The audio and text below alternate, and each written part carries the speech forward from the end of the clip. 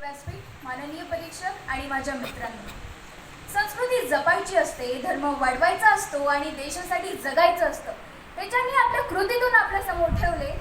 लाखो साधू जन्माला आले, पण लाखो साधूंमध्ये एक महात्मा असा जन्माला आला ज्या महात्म्याने हातात खंजिरी घेऊन बॉर्डरवरती उभं राहून बोलण्याची हिंमत केली. अशा वंदनीय राष्ट्रसंत तुकडोजी महाराजांच्या जीवन शिक्षण मूलतत्वातून विद्यार्थ्यांच्या सर्वांगीण विकासाची सूत्रबद्धता या विषयावर मी साची सुनीता दिनेश गायगोले वर्ग 9 इंग्लिश हायस्कूलची विद्यार्थिनी माझे मत मांडणार आहे. भारत हा खेड्यांचा देश आहे. हा विचार करून ग्रामविकास झाला की राष्ट्रविकास होईल, अशी राष्ट्रसंत तुकडोजी महाराजांची श्रद्धा आणि विचारसरणी होती.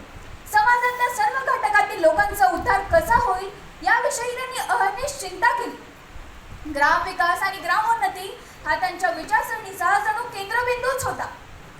आपल्या गद्यपद्य लेखणीतून चिपळ्या किंवा खंजिरी या वाद्यांच्या सहाय्याने भजनाच्या माध्यमातून परंपरागत रूढी, धर्म, जाती, पंथ, भेद, अस्पृश्यता, अंधश्रद्धा व हरिजन बंदी, प्रवेशबंदी अशा समाजघातक रूढींवर कठोर प्रहार करून ईश्वराचं विशुद्ध स्वरूप लोकांच्या समोर त्यांनी मांडलं.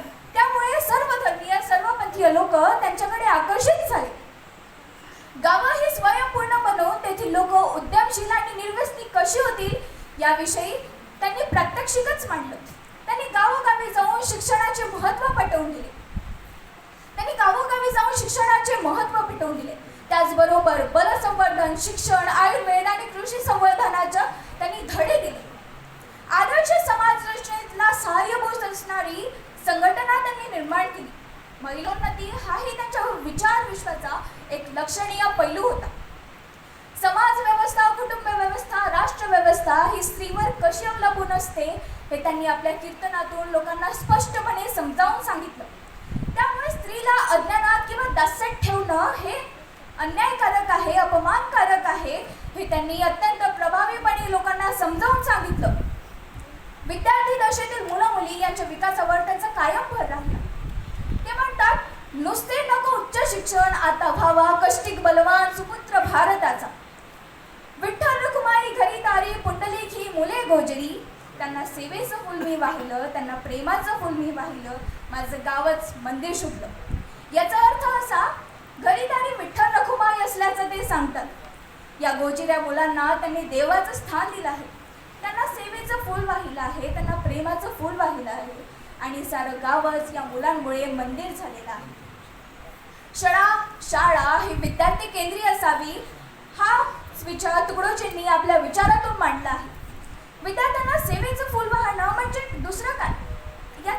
याचा अर्थ हाच आहे की शाळेतल्या विद्यार्थ्यांना मन लावून शिकवलं तर इतर कुठे देव शोधायला जायची गरजच नाही. देवाच्या चरणी फुलं अर्पण करणारे पुजारीच फक्त पुजारी नाही, तर कष्टकरी पुजारी, शेतकरी पुजारी, मजूरही पुजारी, कलावंत पुजारी आणि गावातले शिक्षकही पुजारी.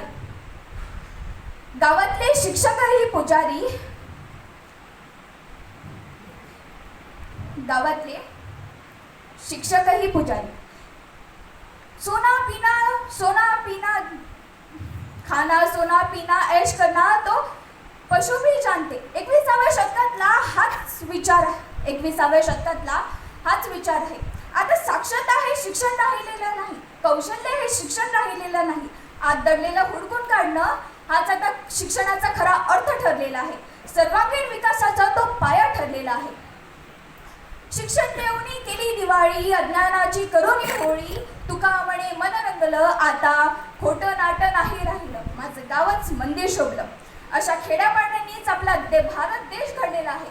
हा भारत देश खेड्यापाड्यांचा आहे हे समजून उमजून राष्ट्रसंत तुकडोजी महाराजांनी ग्रामगीता लिहिली.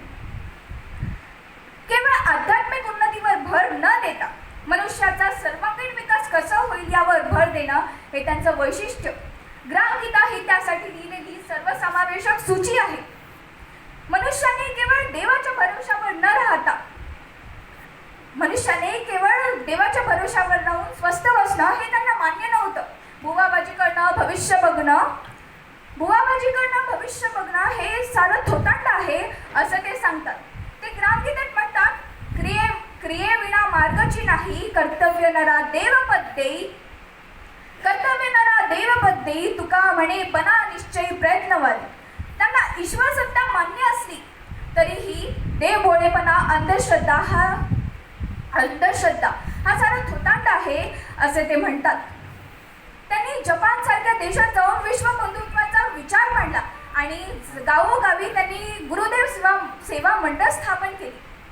इन्सानियत है धर्म मेरा, मानवता है पंथ मेरा हा विचार आता शाळेत शिकवण्याची अत्यंत गरज भासत आहे.